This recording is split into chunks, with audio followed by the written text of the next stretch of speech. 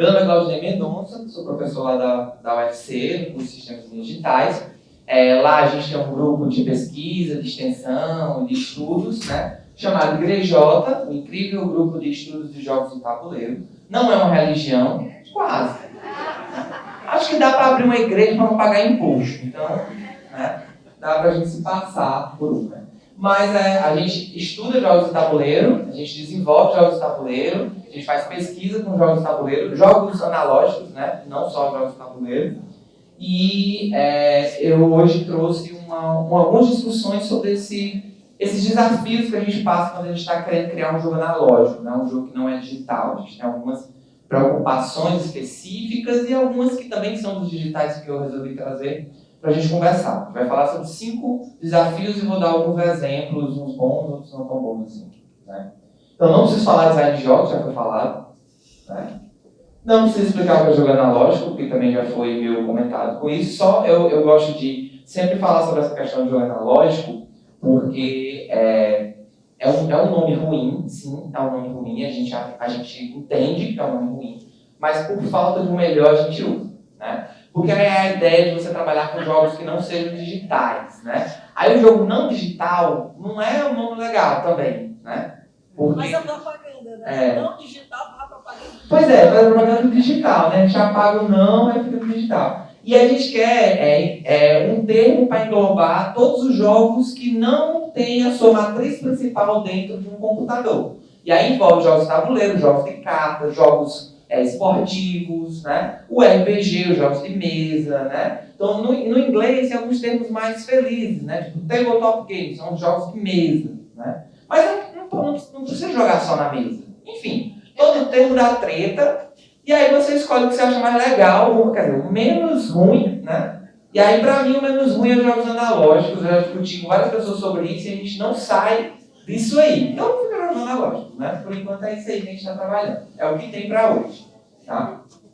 E aí vamos falar um pouquinho dos desafios, né? Esse processo de criação de jogos analógicos, que o professor falou muito bem, a gente passa por alguns desafios, né? O grupo da gente recebe também muitas pessoas que desenvolvem jogos e que gostariam de um feedback sobre esse processo, né? A gente tem muita gente de outras áreas, né? A gente já recebeu gente da psicologia, da biologia, né? da história, que quer fazer um jogo de tabuleiro, tem a competência do material e do conteúdo que quer trabalhar, mas tem dúvidas com relação a como espalhar na mesa, né? Vamos dizer assim. E aí a gente recebe esse pessoal lá e dá algumas dicas, algumas sugestões, tá? Então, se alguém tiver interesse, pode entrar em contato com a gente depois, né? O grupo está sempre se reunindo às quartas-feiras, à tarde, né? De 4 horas a 9h30 da noite. Esse intervalo é o intervalo que a gente tem. Essa quarta agora, ontem, a gente recebeu uma aluna do design, eu acho, que desenvolveu um jogo sobre o cangaço. E ela levou o jogo para a gente testar e dar algumas sugestões e tal, etc. Tá? É uma negócio super legal. E aí, baseado nessa experiência que a gente tem, eu resolvi falar um pouco sobre esses desafios que a gente passa na hora de criar jogos analógicos, que a gente tem que ter em mente, né? Que é interessante que a gente tenha em mente na hora de a gente fazer isso. Tá? O primeiro desafio é o desafio do que eu chamo de desafio do limite físico, né? O digital, a gente tem a facilidade de criar o que a gente quiser, porque a gente está no espaço virtual cabe qualquer coisa, né? No espaço físico, a gente tem nossas limitações no mundo físico que a gente não tem como burlar, né? A gente tem gravidade, a gente tem espaço, a gente tem o tamanho das coisas, a gente tem o material que as coisas vão ser feitas. Então a gente precisa respeitar essas coisas. E pelo contrário, a gente pode se apropriar dessas características para que o jogo traga essas características como elemento importante do ato de jogar. As texturas, os tamanhos, as formas, a própria gravidade, né? A gente pode se aproveitar dessa característica física, que é uma característica dos jogos analógicos, para trazer essa característica física para dentro do funcionamento do jogo. Isso é muito legal. Tá? Por exemplo, a gente tem um jogo chamado Dungeon Fighter, que é um jogo para pagar bico, é ótimo, né? Porque você tem que lançar o dado, mas não lançar no sentido tradicional, né? Você chacoalha os dados e joga na mesa. Você tem que fazer o dado quicar na mesa e cair nesse alvo, né? Que tem bem aqui. O pointer é no meio, né? Pronto. Ó, isso é um alvo. Você tem que fazer o dado quicar na mesa, bater no alvo, não cair nos buracos e cair no valor alto, né, de preferência. Só que para jogar o dado, né, você começa jogando o dado só com a mão mesmo, só que em determinadas situações do jogo te faz mais desafios, como você jogar, por exemplo, encostando aqui, ó, na testa, jogando na mesa, ou você jogando de costas, você jogando sentado no chão, você jogando pulando, você jogando dando pirueta, e por aí vai, né? Então você traz essa limitação física, né, com uma característica, uma mecânica do jogo e bota o pessoal para se exercitar um pouquinho, né? Na o pessoal que joga é gordo, né? Que fica sentado, vamos botar um pouco para fazer exercício. Tá? Existe essa, né? essa lenda, né? Aqui é outro terror impulsivo que a gente chama de jogo de peteleco. Isso é legal. É você dar peteleco nas peças, derrubar as peças, né? O tabuleiro ele é montado com peçazinhas e placas, né, colocadas em cima. Você faz uma espécie de construção e o seu objetivo é destruir a cidade de Mipolci. Tá? O jogador representa um monstro gigante, né? Como no Japão a gente chama de kaiju, né? Um monstro gigante, né? Um dinossauro, sei lá, o Godzilla, coisas do tipo. E aí você tem que destruir a maior quantidade de coisas na cidade, né? E devorar os Mipolzinhos de Mipolci. E aí você dá peteleco, você assopra, você faz um bocado de coisa física, né? Nesse jogo. Aqui é um jogo que vai sair, tá no Kickstarter, quem quiser financiar, que me chama para jogar, por favor, me chama. Tá? Que é o Kodama 3D, que você trabalha com a questão do equilíbrio. Você tem que pegar as pecinhas e encaixar as pecinhas aí na sua árvore de uma forma que não desmorone tudo. Tem vários jogos que trazem essa temática, né? Eu trouxe o Kodama porque é um jogo novo, só também para dar essa dica de que tem esse jogo aí que está sendo desenvolvido. Tá? E esse é um jogo chamado Fotossíntese, é um jogo que fala sobre o desenvolvimento das plantas, né? Você joga com uma espécie de planta, você tem que fazer essas árvores se desenvolverem, crescerem, né? Até o ponto de envelhecer.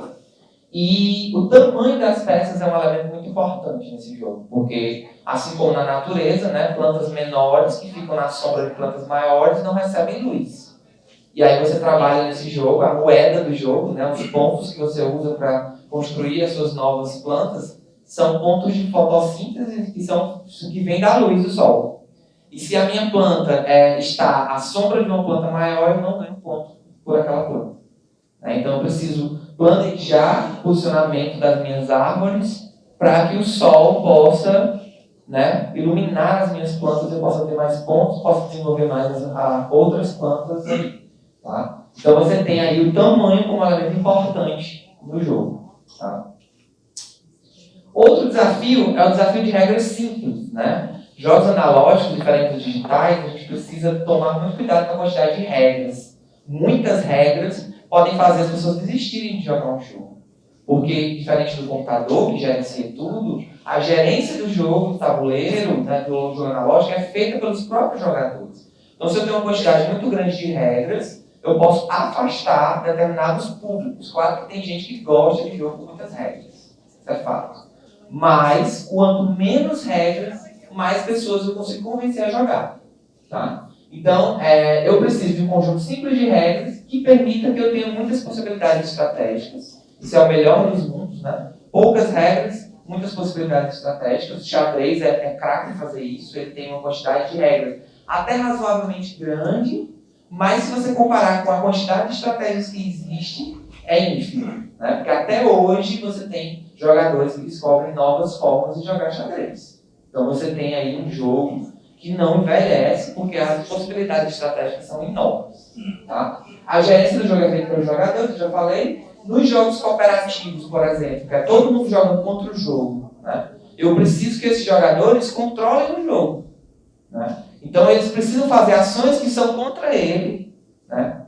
Mas que é importante para que o desafio seja colocado no jogo. Então, se essas regras não forem simples, os jogadores vão esquecer algumas coisas desse processo, muitas vezes até fingir que esqueceu para poder se beneficiar, né? Mas aí eu preciso controlar essas regras para que isso seja fácil de fazer. Né? Então eu preciso simplificar as regras e buscar uma elegância nessas regras de uma forma que seja fácil de memorizar e de gerenciar isso. Tá? E tem sempre as famosas regras da casa, né, que os próprios jogadores inventam. Se você consegue fazer um jogo que as pessoas se apropriam tanto do jogo ao ponto de inventar regras da casa, é muito bom, porque significa que as pessoas gostaram tanto do jogo que as coisas que elas não gostaram, elas foram lá e consertaram. Isso é muito bom. É o nosso famoso Uno. Eu tenho certeza que ninguém aqui joga o mesmo Uno. Se a gente pegar 3 pessoas aleatórias e pedir para descrever as regras do jogo, vão ser 3 jogos diferentes. Porque o Uno tem muitas regras da casa e às vezes é até chato você ler o manual, porque você descobre a verdade, né? Você descobre o que é regra de verdade, o que é regra da casa. Aí você fica assim, mas essa regra que eu gosto tanto não é a regra oficial, então pronto, eu prefiro não ler. Porque aí agora tudo é oficial, tudo está valendo, e para mim fica ótimo. Né? Então, alguns exemplos. O Go é um jogo extremamente antigo, é considerado um dos jogos mais complexos, e é um jogo que tem um conjunto de regras muito simples para a complexidade dele, lógico, né? Ele se aproxima ainda da quantidade de regras do xadrez, mas ele é considerado um jogo mais complexo do mundo, né? E tem várias discussões, até hoje, de vez em quando aparece aí um programa de computador que bateu o grande jogador de Go e tal, etc. Né? Então você tem aí um jogo bastante elegante, porque ele é simples, ele tem componentes simples, ele tem um conjunto de regras relativamente simples e ele tem possibilidades estratégicas enormes. O jogo Blocos é um jogo que só tem 3 regras. Certo? 3 regras. Uma vez a gente estava no Dia Internacional do Brincar, que vai acontecer sábado, já faço convite para quem quiser ir, nós estaremos lá com alguns jogos do tabuleiro. E chegou um avô com 3 netos para jogar. E os 3 netos escolheram blocos para jogar. E eu convidei o avô para jogar junto. Ele, não, essas coisas deles, eles que entendem, não entendo disso não. Mas são só 3 regrinhas, no instante o senhor aprende. Não, eu não vou jogar não. Tá bom. Aí eu vou explicar as regras para os meninos, eles ficam prestando atenção. E aí eu disse, olha, como só são 3 pessoas, vocês vão ter que simular um quarto jogador, porque o jogo não permite que jogue só 3. Então o quarto jogador tem que ser simulado. Aí disse assim, não, então eu fico, já que é para simular, eu fico. Eu falei, tá bom. Aí eu botei, expliquei as 3 regras e tal, saí e fiquei olhando, né? E daí daqui a uns 5 minutos estavam os 4 rindo, brincando, se divertindo, né? Por quê? Porque tem um conjunto simples de regras. Então qualquer pessoa pode, aquelas 3 regras simples, aprender. Uma vez eu levei um jogo para casa de uma amiga minha, que é um jogo de você encontrar padrões, né? O Double. E a mãe dela estava na mesa, eu sei, vamos jogar com a gente? Mas esse aqui só vai gostar, quer ver? Ó, só vai encontrar o padrão. Aí eu mostrava 2 cartas, cadê o padrão? Ela tá aqui. E nessa, tá aqui. E nessa, tá aqui. Eu digo, não, só não vai jogar não. A senhora é boa demais. Não vai jogar não. Aí ela riu. De caramba, a senhora é muito boa nisso, viu? Padrão que até eu não encontrava, porque o jogo era meu, teoricamente, né? Você tenta decorar as cartas. E ela encontrava, eu digo, caramba, a senhora é muito boa. Não vai jogar não, que eu não quero perder não. Ricochet Robots é um jogo que eu acho sensacional, porque ele tem um conjunto de regras muito simples também, e diz na caixa do jogo que pode jogar infinitas pessoas. O jogo tem que dizer nada. De 2 a símbolozinho infinito. Porque o jogo eu posso botar no telão, como aqui, e posso jogar com todos vocês. Qual é o objetivo do jogo? Eu escolho uma dessas robôs, escolho um desses símbolos, e eu preciso levar esse robô para esse símbolo com a menor quantidade de movimentos. Só que esses robôs têm uma característica, eles só andam em linha reta e eles só param quando ele bate em alguma coisa, ou numa parede ou em outro robô. Então eu preciso encontrar uma forma de fazer com que esse robô verde, por exemplo, esse robô verde chegue nesse símbolo aqui na menor quantidade de movimentos. E aí tempo! E aí fica todo mundo aí fritando os miolos, tentando encontrar um caminho. Eu sou péssimo nesse jogo, não me chamem para jogar. Certo? Porque enquanto eu estou assim, 33, 34 movimentos, aí alguém grita, 12! Aí eu, como assim, cara? Como é que tu resolve 12? Aí o outro grita, 8! Eu digo, como assim? Não dá, já alguém vai dizer 2. E o pior é que, é verdade, eles conseguem, né? E eu não. Aí isso aí vai ser um jogo, macro jogo humano. Pois é. Aqui é um exemplo de uma carta de um jogo cooperativo, onde está descrevendo as ações que os inimigos do jogo devem fazer. E normalmente você trabalha em um formatozinho a gente chama de algoritmo, né? Computação. Bem as regrinhas, ó. Se isso acontecer, faça isso. Se isso acontecer, faça isso. Se isso acontecer, faça isso. E aí os jogadores vão gerenciando as ações dos inimigos baseado nisso. Tem um herói próximo dele? Se tem, vai ser isso aqui. Se não, tem um herói numa distância de 2 ladrilhos? Tem. Então, se tem, vai fazer isso aqui. Se não, deixa para o próximo. Então, é uma forma de você simplificar as ações dos personagens para que qualquer pessoa possa gerenciar. Tá? Outro desafio da produção. Né? O jogo digital, você faz o que você quiser e disponibiliza isso na internet, por exemplo. Né? Você tem uma facilidade na produção e na distribuição desses jogos. Jogos analógicos são físicos. Então, eu preciso produzir esses jogos, eu preciso botar numa caixa e eu preciso distribuir. E quanto mais componentes eu uso, quanto mais coisas diferentes eu uso, materiais eu uso, mais caro ele fica.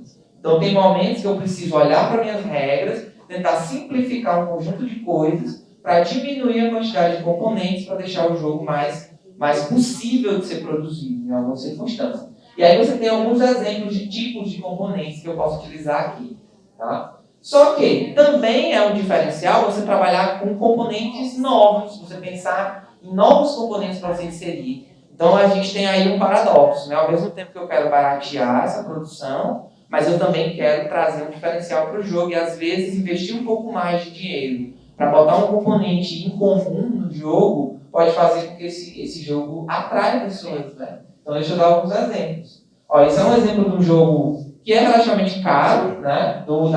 da franquia do Dungeons & Dragons, que tem miniatura, tem carta, tem que eu chamo de tile, né? Que são os ladrilhos, né? As peças que você monta o tabuleiro. Você tem fichinhas, marcadores, dados, um monte de coisa. Tudo isso tem que vir na caixa, a caixa tem que ser reforçada, senão não aguenta o peso. Isso tudo é muito caro. E essa empresa, ela desenvolveu um outro jogo na mesma linha que buscou a simplicidade, que é o Dungeon Combat. Que você tem 2 peças dessa, e aí cada jogador que vai jogando traz uma caixa, e você junta e monta tudo, e miniaturas e um kit de cartas. Bem mais enxuto, bem mais barato. Inclusive eles conseguiram, por causa disso, pintar as miniaturas. Porque normalmente o jogo de miniatura vem com as miniaturas para você pintar, mas na verdade é para baratear os custos, né? Porque pintar é muito caro, e aí eles entregam eles sem estar pintado para você se divertir pintando. Personalizar, mas na verdade está caro pintar, galera, né? E nesse aqui, eles conseguiram baratear tanto que eles conseguiram botar as miniaturas pintadas. A caixa é uma caixa muito fina, que a quantidade de material, de componentes é pouco. Então eu consigo fazer uma pintura na miniatura para compensar o valor. E é um jogo bem mais barato do que aquele anterior, por exemplo. Tá? E aí alguns exemplos de elegância para mim dos jogos. Esse jogo, Pathfinder, é um jogo que eu acho extremamente elegante, porque ele resolveu vários problemas de componentes só com cartas. É um jogo de cartas, o máximo que ele usa são dados, além das cartas. Mas tudo resolveu na carta. Eu preciso contar a quantidade de rodadas, em vez de fazer um marcador, um tabuleiro, um cronômetro, uma ampulheta, eu resolvo com cartas. Eu pego um conjunto de cartas, vou revelando as cartas, quando o deck acabar, acabou a quantidade de rodadas. A vida do jogador e as cartas dele, né, são a mesma coisa no jogo. Né? Eu podia fazer fichas de vida, que a maioria dos jogos faz assim, fichas de vida, e quando aquelas fichas acabaram, você morreu. No jogo, as cartas são a vida. Então você gasta as cartas e também está gastando a sua vida. Você tem que controlar isso também. E aí uma série de outras coisas que tornam o jogo muito elegante, que não é para a gente falar aqui. Esse é um exemplo de componente diferente. A gente tem uma torrezinha que a gente chama de torre de cubos, que faz parte da mecânica do jogo. É um diferencial que o jogo traz. Eu pego os cubinhos, jogo aqui dentro, ele tem uma série de anteparos dentro, e segura alguns, libera outros, e aí os cubinhos que saem aqui embaixo dizem quais são as ações que eu posso fazer. Então é um elemento aí que traz um diferencial para o jogo. Tá? Esse é um jogo que usa laser. Gente, é muito legal. Ele usa lasers, espelhos 100% opaco, 50% opaco, então às vezes o laser atravessa, e é uma espécie de xadrez, você tem que acertar o seu laser no rei, né, do outro jogador. E para isso você vai movendo suas peças, girando e tal e tudo. É muito legal. Né? Vai encarecer o jogo um pouquinho, mas traz uma maneira de trabalhar mais interessante. Não, sei não. É um jogo relativamente antigo, então tem que escavar um pouquinho. Antigo. Relativamente antigo, então tem que escavar um pouquinho para achar ele. Né? Esse é o Potion Explosion, que traz vila no jogo. Você volta à infância, você abre a caixa, vê um saco de bilha, você, meu Deus, que saco de bilha. Aí a gente passa mais uns 10 minutos para pessoas né? Tatearem nas vilas antes de começar a jogar, porque a sensação tátil é muito legal, né? Muito interessante. A produção nem sempre sai como a gente espera. Isso é uma coisa que a gente tem que ter cuidado. A gente promete uma coisa e não cumpre. Isso é muito ruim, tá? Então a gente tem muito cuidado nessa questão. Fazer muitos testes, não prometer aquilo que você não consegue fazer e tentar transformar as falhas em características, no melhor dos casos, né? Mas você pode também combinar funções em determinados componentes para também diminuir esses custos. Tá? Esse é um exemplo do jogo brasileiro que falhou miseravelmente. Tá?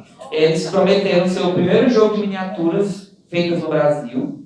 Todo mundo apoiou, fez um escarcéu. Eles venderam expansões para 1 ano, 2 anos, e a galera comprou, eu fui um desses. Né?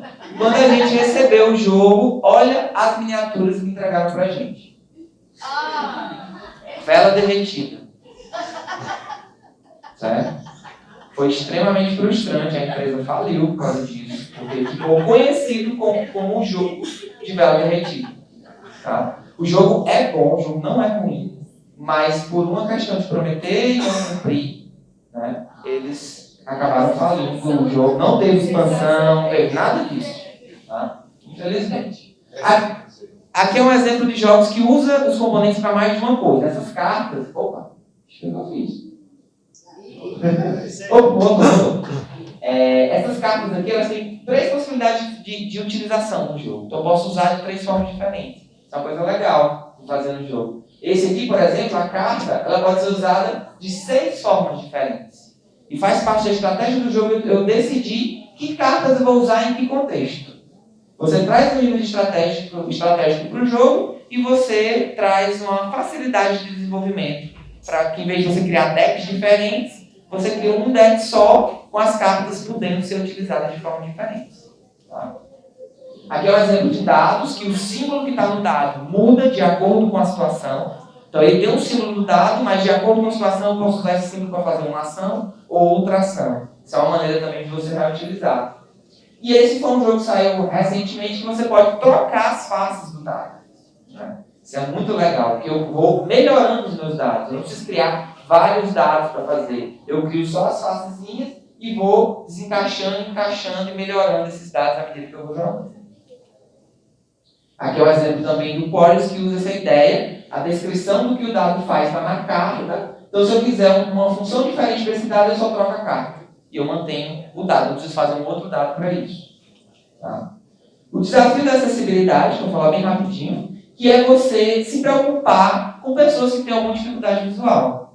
A maioria dos jogos analógicos não tem essa preocupação. E às vezes, com coisas bobas, a gente consegue trazer essa acessibilidade para as pessoas, com cores amigáveis, com contraste bem elaborado, com redundância de informação. Então, muitos jogos usam as cores como elemento de informação. Eu posso usar uma cor e um outro elemento para facilitar isso. Né? Padrões estáticos, eu posso utilizar texturas diferentes nos materiais, o analógico permite isso. Diferenciação entre as peças e tamanho de fonte, né? Fazer uma fonte maior, um texto maior e tudo. Isso são alguns exemplos. Esse é um jogo chamado Coloreto. Deveria ser um jogo que não precisaria se preocupar com essa questão, porque é um jogo que as cores são importantes, mas para cada cor ele botou um padrão de textura no fundo, que facilita para quem é daltônico, por exemplo, para não confundir as cartas. Né? Uma coisa tão simples e que inclui pessoas. Né? Isso, exatamente. Ó, peças com textura, você pode trabalhar, até um não vidente pode jogar, porque ele tateia com a mão e percebe, certo? Você pode usar componentes com formas diferentes, que aí também para o não vidente isso facilita. Você pode utilizar peças ligeiramente diferentes para marcar a diferença entre uma peça e outra, para o jogador que não enxerga com a mão ele poder perceber quais são as peças dele, quais são as peças do outro jogador. Né? E por último, o desafio da inovação, para finalizar, que é você buscar inovação nos jogos. Uma das maneiras de fazer isso é você pegar componentes que normalmente são usados para uma coisa e dar uma função diferente no jogo. Por exemplo, dados que eu não preciso lançar os dados.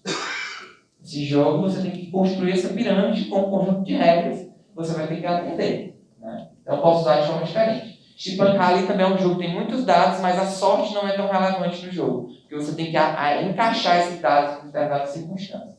O Hanabi, que é um jogo de cartas, que você não conhece as suas cartas. Você segura as cartas viradas para os outros jogadores. E aí a gente está acostumado a pegar um deck de mão de cartas e sem a informação que só eu guardo. E é cooperativo. E é cooperativo. E agora não. Todo mundo sabe que eu tenho na mão, menos eu.